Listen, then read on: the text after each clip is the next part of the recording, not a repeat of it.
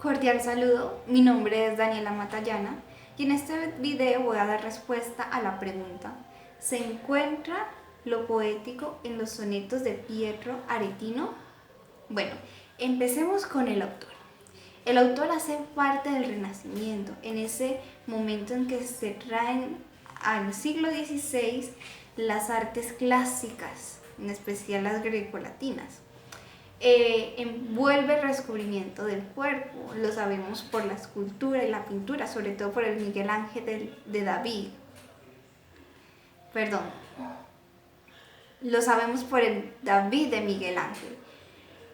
Pero poco hemos visto de este tipo de retratos, este tipo de detalles o descripciones dentro de la literatura. Bueno, en los sonetos lujuriosos de Pietro Aretino se muestra exactamente el cuerpo humano en todo ese esplendor, incluso en su acto, ¿cómo decirlo?, más en su acto de unión más primitivo. Dentro de esa descripción de esos momentos de Aretino se presenta la dualidad, la bipolaridad y la tensión interna, porque todo esto es una búsqueda de unidad. Pero ¿qué pasa? Esos elementos que son innovadores, que llegan por primera vez a la literatura, porque ha pasado el medioevo, y los autores tienen la libertad de escribir lo que quieren, pero solo son publicados los que están al margen de la institución o del canon, cosa que no pasa con los sonetos lujuriosos de Pietro Aretino. Son pocos los que conocen este tipo de obras. Me gustaría que leyéramos la segunda y tercera estrofa del primer soneto. Y si post-mortem joder fuese aún honesto, diría, de tanto joder nos moriríamos. Y además, Adán y Eva aún joderían, que hallaron un morir tan deshonesto. ¿Verdad lo que dices? Que si los bribones no comieran de aquel fruto traicionero, ardencia los amantes no tendrían. Para empezar, quiero recalcar el verso 2 de la estrofa 2, donde diría, de tanto joder nos moriríamos.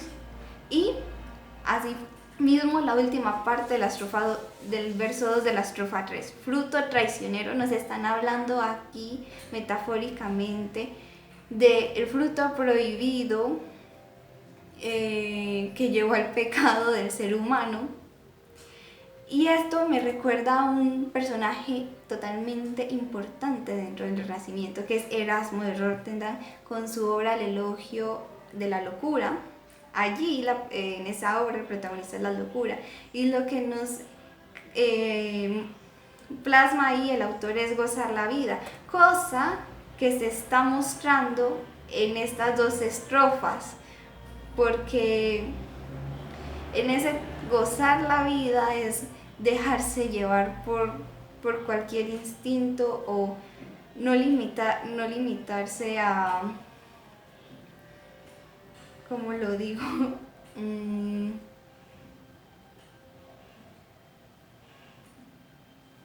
No limitarse a las reglas, no limitarse a lo que los otros imponen. Eso es lo que está plasmado en estas estrofas de este soneto, y es una exaltación a ese querer gozar la vida de cualquier manera o gozar la vida sin ninguna preocupación. Es gozarla y vivirla. Entonces, hay un punto totalmente importante y es expresar lo inefable. Para esa época, pues nadie había escrito algo como esto, y se está tratando de escribir lo que no se puede escribir, de expresar lo que no se puede expresar, que esto es totalmente poético, al igual que es el uso de las metáforas, la exaltación de diversas emociones, pero es que estamos acostumbrados a escuchar las emociones más típicas como el amor, la tristeza o la belleza, pero aquí en los sonetos lujuriosos de Erasmo de Róterdam se está hablando se está hablando de un acto sexual que no se usa mucho, no es de uso común dentro de la poesía, y menos para aquella época donde apenas está saliendo el medioevo de una norma muy que encasilló mucho a los autores. Y es que no se trata solo de plasmar cosas bellas en la literatura, y no se trata de que la poesía solo esté en los versos. Por ejemplo, quiero compartir esta frase: dice estar muerto, pero llora con ciertas canciones y se conmueve al filo de un libro. No está muerto, solo está infinitamente roto.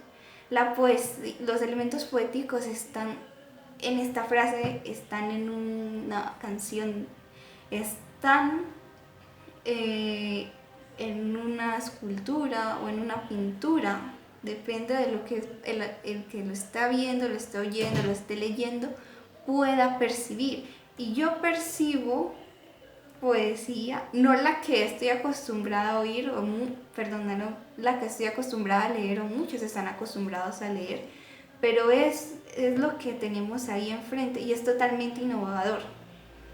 Algo muy destacable para hacer la época del Renacimiento. Triste que se haya censurado y triste que pocos lo conozcan, pero al final es simplemente expresar lo que no se puede expresar.